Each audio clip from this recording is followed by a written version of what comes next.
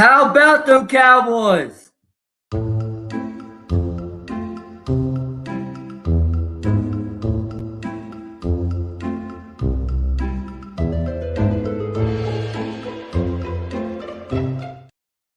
What is going on, everybody, and welcome to the More Than Philly Sports Talk Show. It's great to be here with you on Friday, the 27th of November here in 2020. It is 12 o'clock on the East Coast, and as you may notice from our overlays, you may notice from our new intro, it's officially the holiday season. We have given our thanks to Thanksgiving, no pun intended, of course. We have given as much respect to the holiday as we can, but we all know what's coming up here in the winter. But first of all, as always, joined alongside my co-host, Gavin Tony. Gavin, how are you doing today?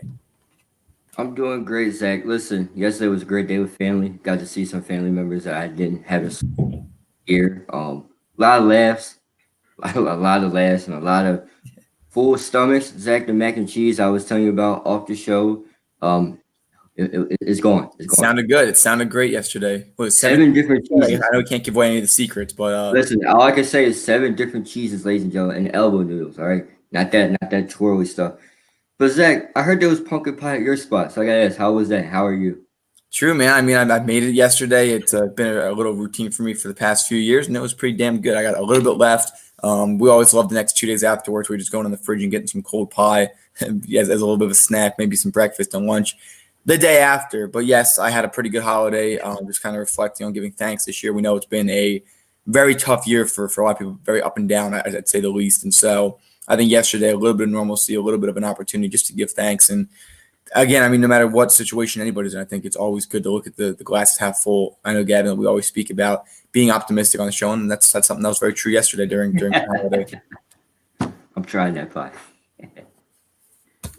Yeah, for sure. I just think that in all seriousness, breaking it down, another thing that we're thankful for is playing in the NFC East. We know that for the Philadelphia Eagles. But, yeah, and we'll start with the Dallas Cowboys. Big win over Minnesota last week. Andy Dalton looked good. Ezekiel Elliott looked really good on the ground. The play calling was pretty good. But here's a serious question.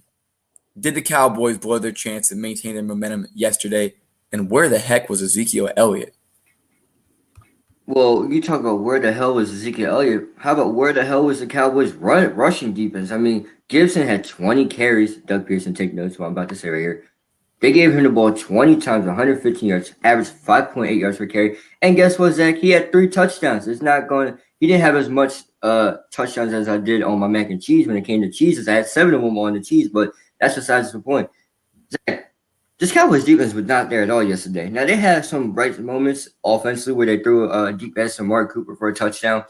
Ezekiel Elliott did not show up at all yesterday. It's prime time. You know, you're supposed to be a prime time player. You're getting paid like a prime time player. But you didn't show up not one bit. And it's like you go for it on a 4th and 20 or a 4 on your own 29. You go for a fake punt. Mike McCarthy, are you okay? Only down by 4 at that point. And their defense You're only down by 4. Well. Why don't you play field position? And give your defense a chance to stop somebody? Alex Smith had a decent day, Zach. But, I mean, it's the Cowboys. We expect. It's the holiday season. They're going to do what the Cowboys always do, which is my favorite thing is mess up.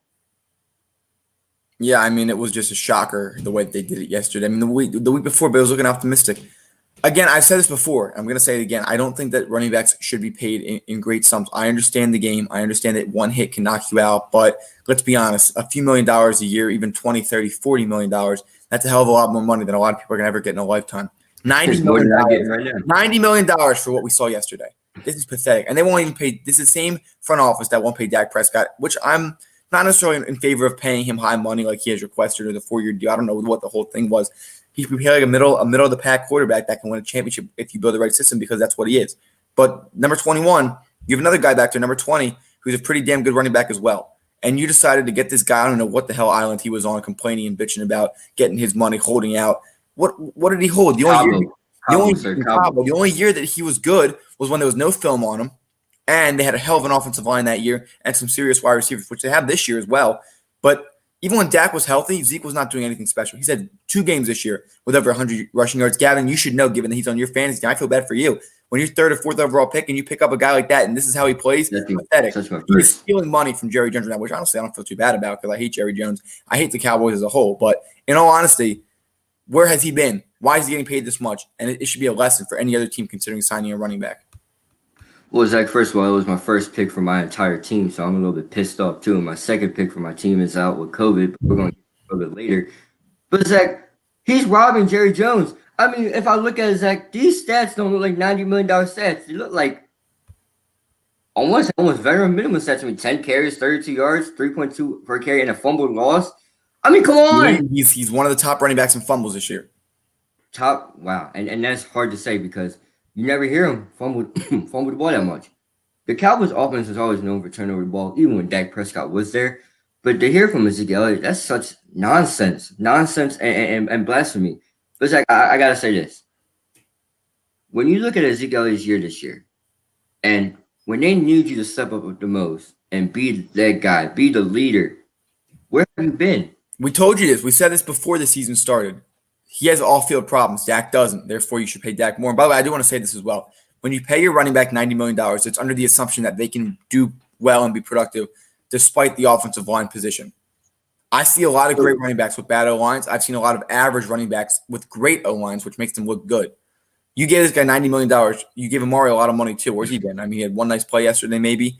But this is an overrated team, bloated with the payroll. And frankly, Dak Prescott's not going to magically fix it either because you have no money to pay a defense. You have no money to pay offensive linemen as you bring them in now. There's a lot of serious problems in Dallas right now that can't magically be fixed in one offseason. Well, Zach, you talk about running backs with great O-lines and bad O-lines. Well, what would you consider Dalvin Cook and what he's doing behind that offensive line? Because it sure it's not the best. It's a middle-of-the-pack offensive line with an above-average running back. And he's playing really well right now. He's worth the money that he asked for. So if you had to pay a running back, who would you pay? And how much would you pay? Who would be out of Derrick Henry, out of Dalvin Cook, and out of Ezekiel Elliott, who would have been paid first and how much would you give him? Just between those three, or can I go to other players? You can go other players. I was thinking people that had success. So you can go other. If you want to go others, you can.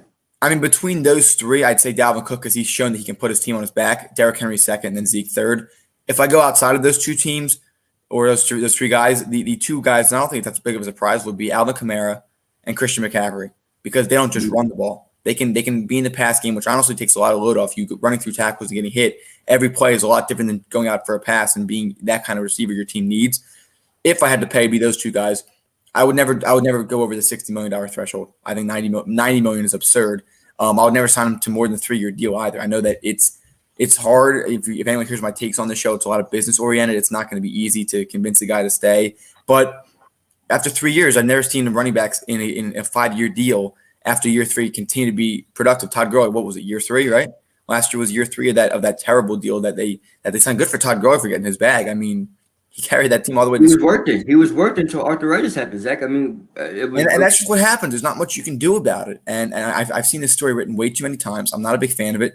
If you can draft in the second round every 3 or 4 years a running back that can be respectful and do his job and invest your money in your O-line and your quarterback, well, then that's the formula for success. I mean, I don't know. I mean, for me, I'm all about paying the players, but they have a meaning to my team as much as Dalvin Cook has a meaning for Kirk Cousins. That's the reason why I just do so as a job anyway. And Ryan Tannehill and Derrick Henry, I don't think Derrick Henry or without Derrick Henry, Ryan Tannehill wouldn't have gone as far as he did. I mean, we've seen Ryan Tannehill start to pass a little bit this year. Hasn't been the worst, but it's also been effective. They've been losing games as well. But Zach, you're right. You don't pay a running back $90 million, especially the production after the $90 million has been subpar. And I could do better than what that is. You know, I couldn't agree with you any more than that. And then we do have a big thing coming up here as regards to the Eagles offensive line. Stay tuned.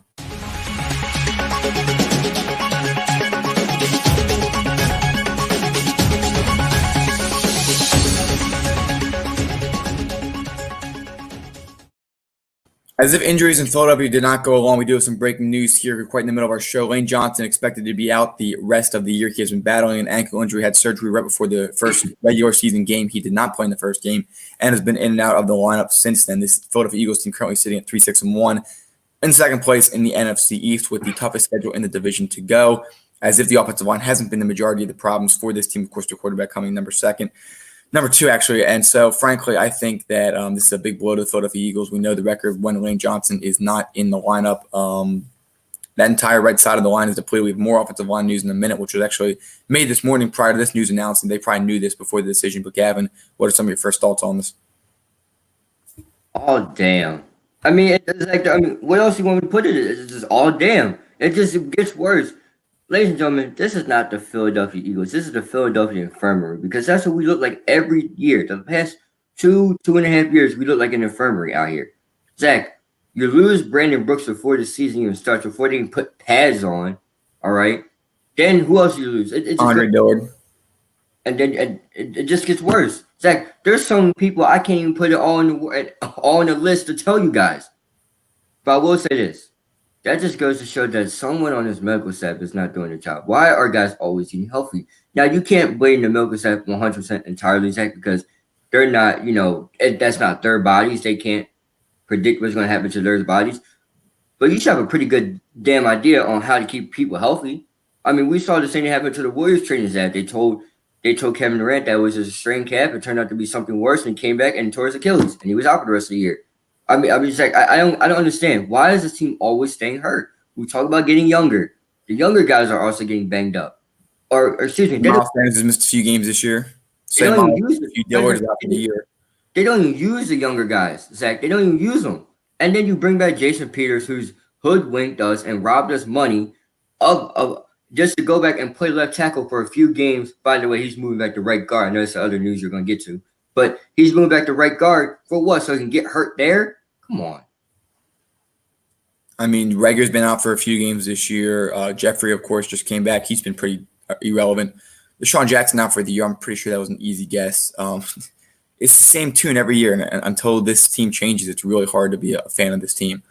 But the next news that you had pointed out, Gavin, we do have some big changes on the offensive line, as was originally planned for Jason Peters to play right guard. They brought him back for that position, and he kind of went to Doug's office and got his own way, which I think is absolutely embarrassing as a head coach to give in that easily. And then, of course, you're going to be making some changes around the O. I think Sam Miles staying at left guard. Do not know who's going to play right guard now. I'm sorry, right tackle, given that Jordan Mailata is going to be starting at left tackle. But this O-line's been terrible all year. I was analyzing some film. People kind of want to know, like, hey, why is Carson playing so bad this year? The routes on average are taking about 3.2 seconds to develop. Carson Wentz maybe has 2.7 seconds in the pocket. That 0.5 seconds is forcing him to make bad throws. It's forcing some fumbles. And I can say it's his lack of pocket awareness, but I don't really think any other quarterback in the league is going to do better. So I've been very critical of Carson Wentz. I went back and watched the film, and I've taken a really big deep dive into it. It's really not that much on him. A lot of the times people point out, look how wide open Jalen Reagor is, but look at the pocket. He can't. You have to extend your body to throw the ball. Unless you talk Philip Rivers, where you start here and just go like that. You have to actually extend. Philip Rivers barely gets the ball of his hands, Zach. That's why he. And those routes are quick to develop. The drag routes, the quick routes. On average, the Eagles they're taking 3 seconds. These inexperienced wide receivers and the route development, and they're doing option routes too, which gets them confused. That's probably responsible for a few interceptions this year. And yes, probably Jack Driscoll will be starting at right tackle from what we're seeing. But if you take that much time to develop a play with a bad offensive line, that's not on the quarterback. That's on coaching. I'm not really sure I've seen. Come to think of it, some of the plays I'm breaking down, there's not a lot of bad decisions I've seen Carson make. As far as about half the interceptions happen in garbage time. So he's forcing the ball in there.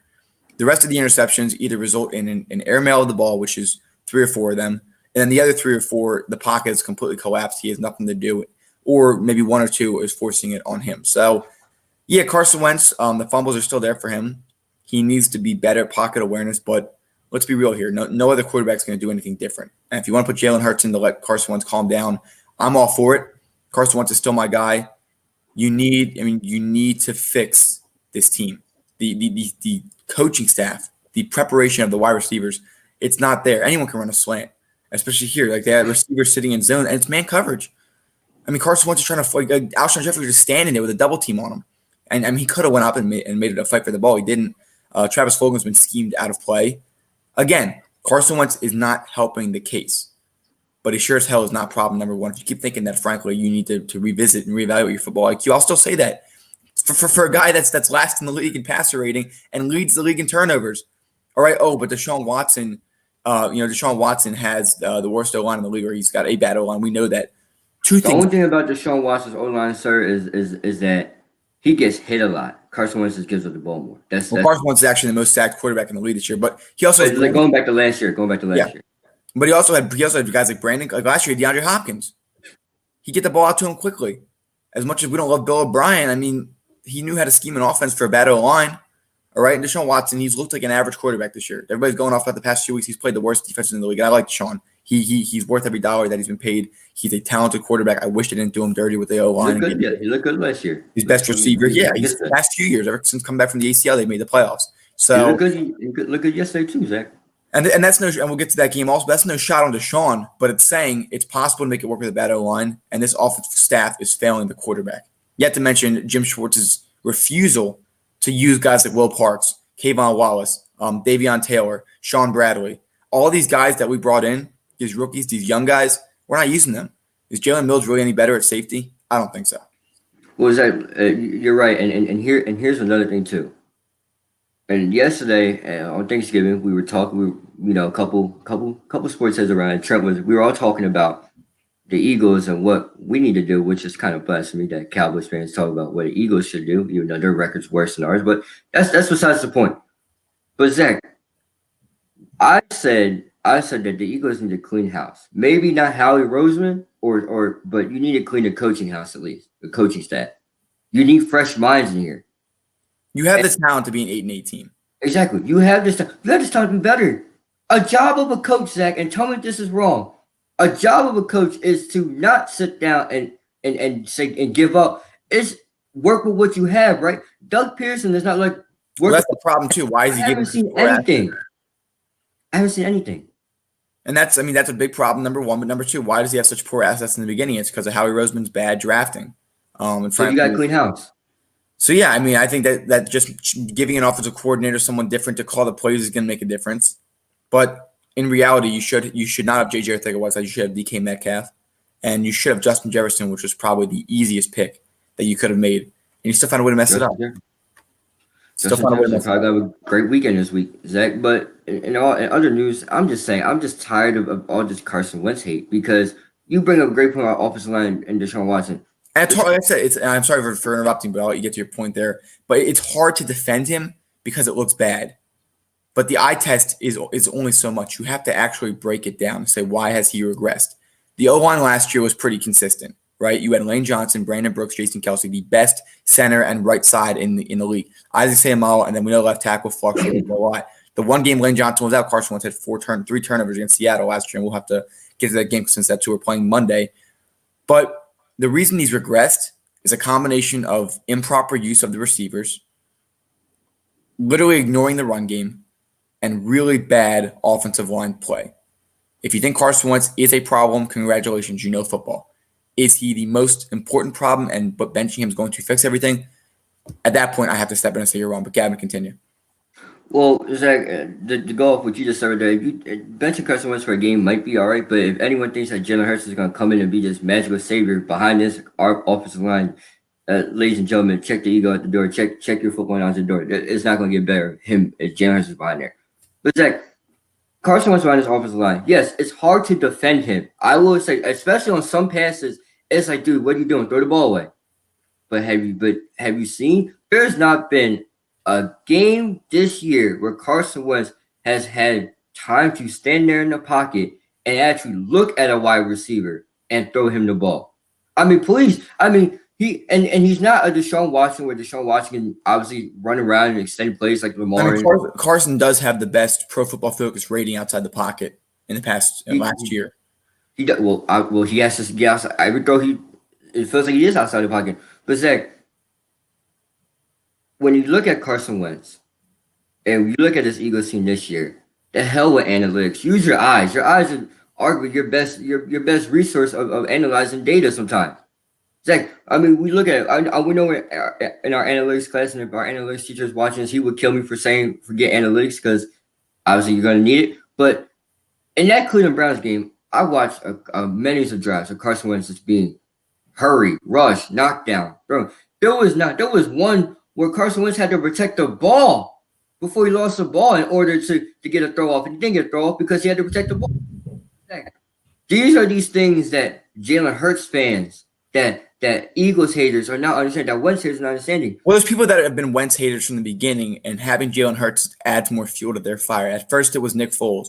Last year, they were saying to put in Josh McCown at some points. These people that don't like Carson Wentz, I'm not sure where it comes from before this year. But these Turn people that guy. don't like Turn him, this guy. I haven't seen anyone this year that went from loving Carson Wentz to hating him. They went from loving him to be more realistic and say he's making some mistakes. However, the people that have not liked Carson Wentz are the same ones from years past, and just having Jalen Hurts adds fuel to the fire for them. Doug Peterson has to be one of the worst offensive coaches. He's not even offensive minded. He's one dimensional. I don't think he works well in the defensive side. Whatever Doug Peterson does, he's not good at it. I'll tell you that. I'm gonna leave it at that. I mean, I couldn't agree with you more. So coming up after this, we're going to recap the Detroit Lions and Houston Texans game, and then we're going to go around the NFL and make our picks for the weekend. And then, of course, we do have just one more big news, as the former MVP is one of those on the COVID-19 list. Will that game actually happen on Sunday? We'll find out more after this. We are now offering a new product on our Teespring. Wear a mask in public. We are now supporting a custom-designed mask with our logo on it. Purchase it today, and 10% goes to a foundation of our viewers' choice. It offers a full nose and mouth coverage, single-sided print, includes 2 2-inch elastic ear loops, non-medical grade product, and finally, $1 from every mask sale is donated to a nonprofit to feed children in need. Enjoy today's episode.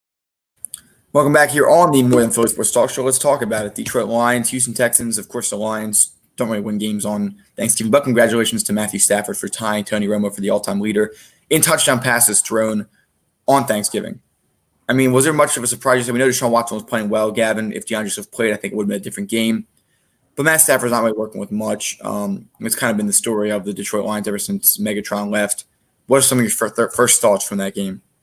Well, my first thought was, where the hell was the Lions secondary? I mean, come on now. Will Fuller, 6 catches, 171 yards. They only have Randall Cobb. It's just Will Fuller and Brandon Cooks out there, and Kiki Cutie and Johnson. Like, no one's out here catching the ball except for Will Fuller. He had 2 touchdowns, 28 yards per average catch.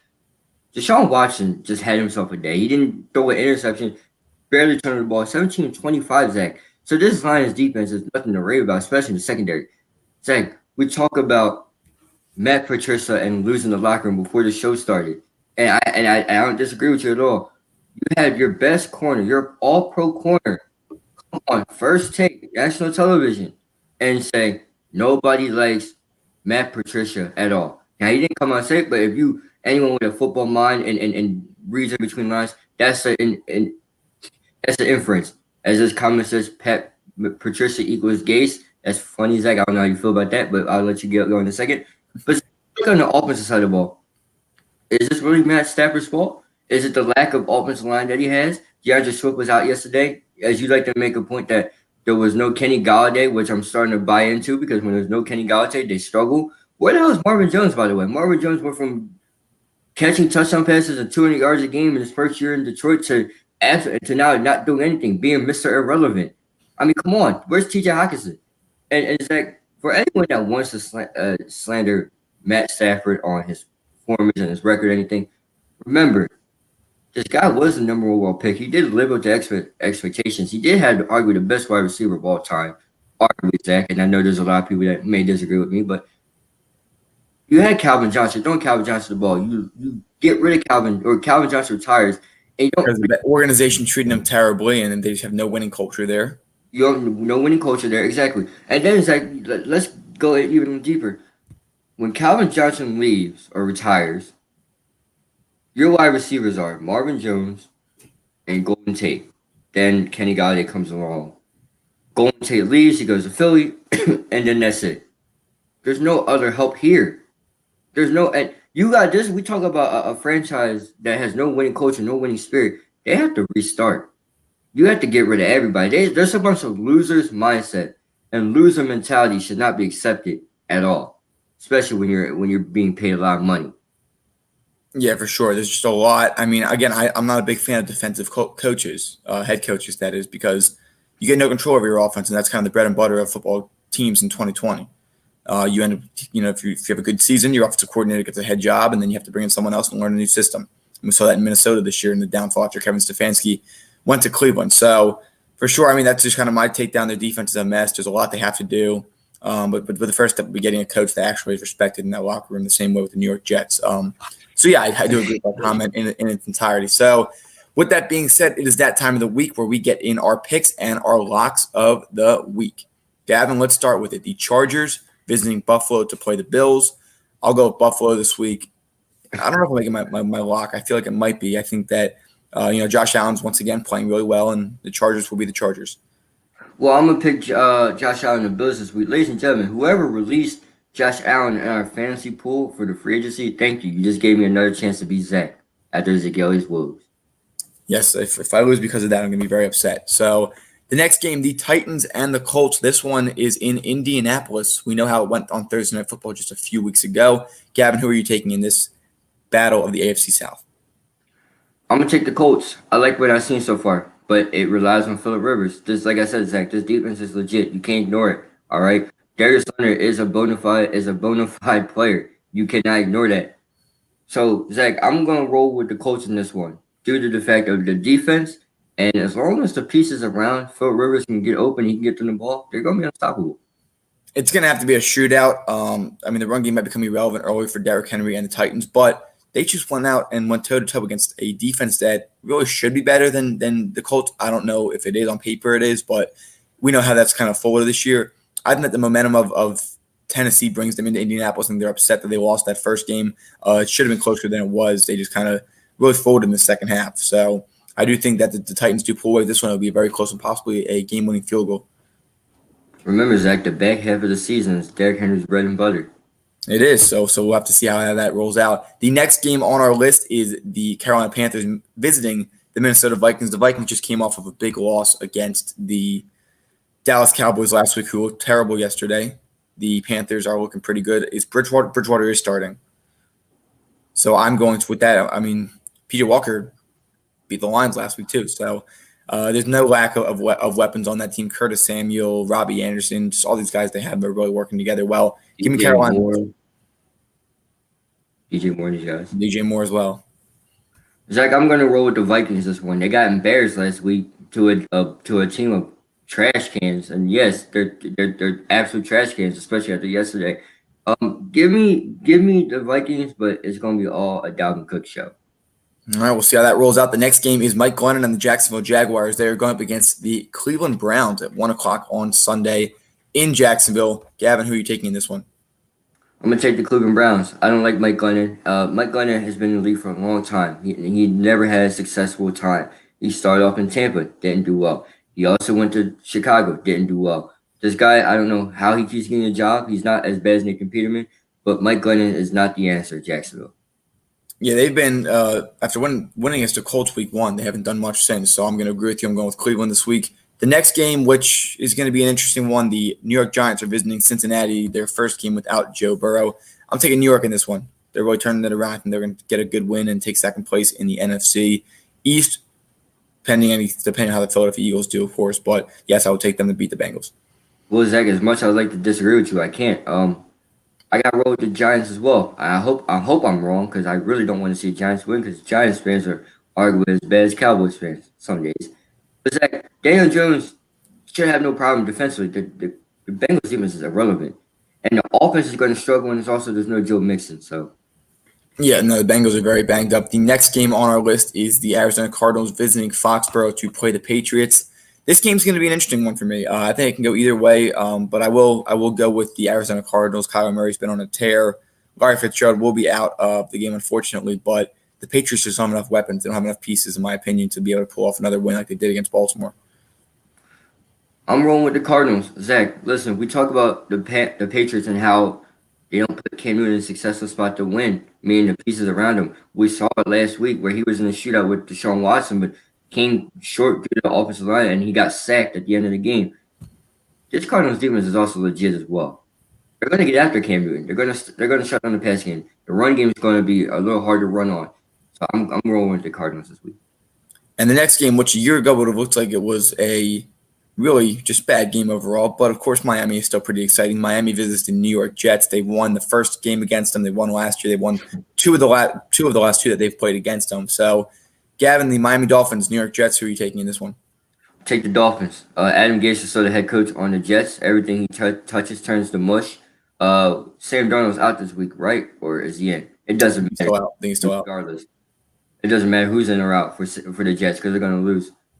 Yeah, But give me Miami as well. I think Tua has a bounce back week. They have a good week on the ground as well.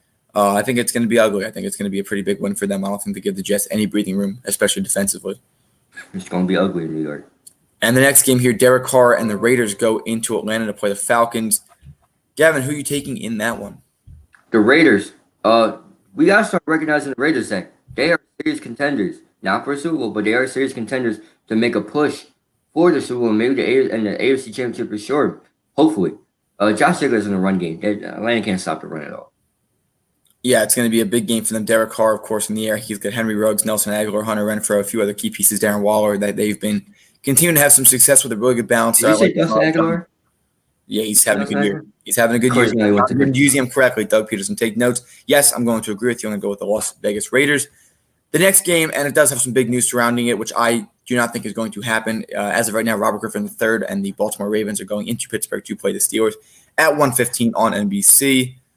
Lamar Jackson, COVID-19. Of course, we know we're still in the pandemic. It's going to happen. I'm not really going to say it's a big surprise. I don't know how they all caught it. I'm sure that there will be an investigation to figure out if it was just an accident that was brought in or irresponsible behavior. Gavin, first thing, who do you have winning this game? And second, do you even think it's going to happen?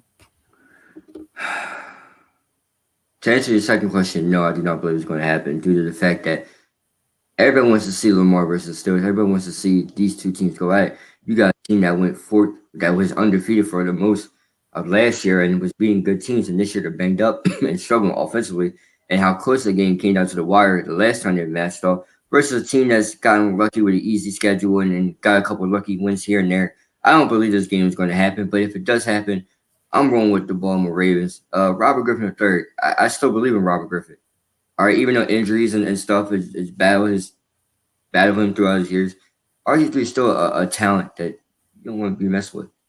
Yeah, RG3 beat them last year in Week 17, so that was a pretty interesting one. But I would go with Pittsburgh if the game happens again. It's just because the Ravens' defense really has underperformed. You have no running backs. What's your best offensive piece? Mark Andrews? Your O-line's banged up. No Dobbins, no Ingram. You have Gus Edwards back there, assuming he's healthy. And RG3, simply put, is not enough to get the job done, which should show you how good Lamar Jackson is, given the little bit of talent that he really has had around him last year, and they were a serious Super Bowl contender going into this season. A little bit of talent, but a big talent at quarterbacks. Like, that's what that matters. And the next game here on our list will be Taysom Hill and the New Orleans Saints going into Denver to play the Broncos. Give me the Saints in this one. I think Alvin Kamara is going to be the key to their win, and Michael Thomas as well. Being able to just get the job done, make the job easier for Taysom Hill, maybe get another rushing touchdown. The Broncos had a nice win against Miami last week, but I don't see them repeating the same success. I'm going to go with the Saints, Zach. Like you said, the Broncos got a nice win last week versus a bad offensive line, the Miami Dolphins. But this Alvin Kamara has been on a tear, Zach. You can't ignore what he's been doing this year. So that and Taysom Hill has a lot of weapons around him. So I'm going with the Saints this week.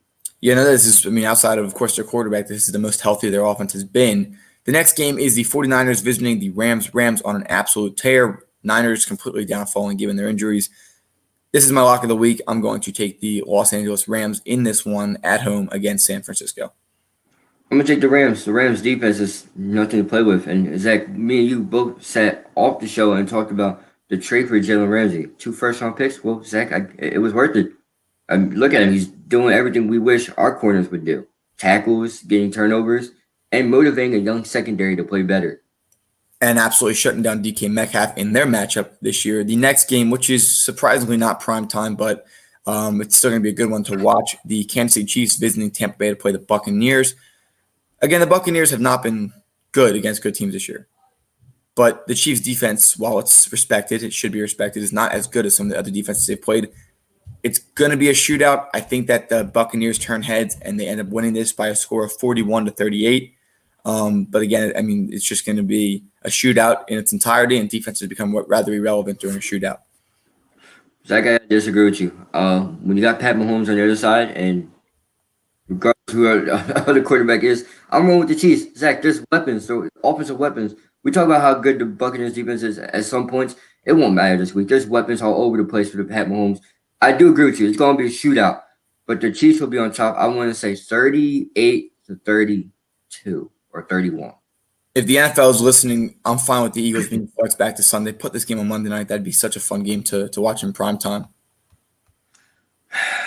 I don't want to watch them at all. Sundays are depressing due to the Eagles, and just to make Mondays even worse. We If Mondays are start bad the weekend, already, you got why not make it worse? But let's get to our final game. We're going to do the Eagles pick on Monday and their keys to winning. Mitch Trubisky and the Chicago Bears going into Lambeau Field to play the Packers. Nick Foles currently dealing with a hip injury. I was kind of unaware of this yesterday. I was reading into it a little bit today. But the former second overall pick is going to be starting under center as of right now against the Green Bay Packers. Gavin, who are you taking in this one? I'm gonna take the Packers, Zach. Even though Mitchell Trubisky should be motivated and trying to turn heads, especially Matt Nagy, I have to roll with Aaron Rodgers. You lose last week to a unfortunate fumble by Lazard, and you're kind of the talk of the league at the moment. Are you guys still elite? Can they make a push for the title? Is Aaron Rodgers still a bad man?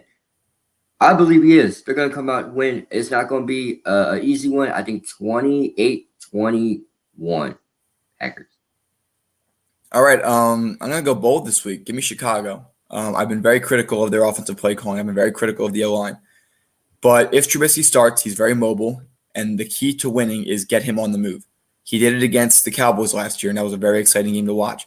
He's going to do that. And number two, give me a pick six from Chicago. Whether it's Khalil Mack or someone else, they're going to be turned up, excited. There's not going to be any noise in Lambeau. It's going to be a cold, windy night. The marquee matchup in the NFC North. No, it does not make the Bears good. It doesn't make Mitch Trubisky a great quarterback. But I think that he's going to, again, Gavin, he's going to be motivated. He's going to be ticked off. I don't blame him either. Give me the Bears on Sunday night. And the disrespect that Aaron Rodgers could. I'm just playing. But Zach, Nothing against him. Nothing against him. I could totally see the Bears coming in and winning, especially in a quiet Lambeau Field, a cold, quiet Lambeau Field to be exact. But Zach, this Packers team is pissed off, especially offensively, and they're going to come out on all cylinders firing. It will be a close. Aaron Jones is going to have to be able to do his job. They're going to have to be able to get out there and do a good job. Defense going to stop. Balance. Got to balance. Ron Devontae Adams going to need to get a lot of receptions and continue to be the monster of season he is. But watch out for Chicago. That's all I'm going to say. Because again, they're no joke. They're weak against the run. Packers are weak against the run. David Montgomery's back from his concussion. He hasn't been great all year, but he definitely has the potential to tear up a bad defense. It's doable. It can go either way. This is one of those toss-up games, Zach, as we like to call them in our sports debate club. It's a toss-up. It can go either way. For sure. Well, coming up after this, we're going to be discussing what's going on in the college basketball world as we prepare to return to watching some basketball. We had a tournament that Villanova was able to get victory in yesterday, the number 3 ranked team. I expect them to maybe move up a spot. And then we will go from there. Thank you, everybody, and stay tuned. Would you like to know how you can support the More Than Philly Sports Talk Show? If so, head down to the comments on our YouTube channel. You will see 2 links there. The first is our Teespring, where you can see a wide variety of apparel products, including our signature product, the More Than Philly Sports Talk Show sweatshirts, offered in a variety of different colors, including gray, navy blue, and more. Finally, we have our Patreon page, where you can become a monthly donation member. 10% of all donations go towards an organization of our viewers' choice. We hope that you enjoyed today's episode, and if you can't donate, that's okay, because you can always share this. Well, let's start with them. Villanova, they perfect record so far to kick off the season at number 3 ranked. They won last night to take the first win in the small tournament that they did in the beginning of the season. Again, Villanova just kind of have a bounce back year from last year. Gavin, what are some of your first thoughts after this big start for Villanova? This year looks promising, Zach, but I have to see a notable win. We talk about a notable win. We talk about how Alabama always beats up on these non-notable teams, like a online school to be exact. So I know it's a little overreach, ladies and gentlemen, but I like what I've seen from Villanova so far. But I have to see them beat an actual ranked opponent or an opponent of some caliber that they lost to last year. But I do like the start. I do like what I've seen so far.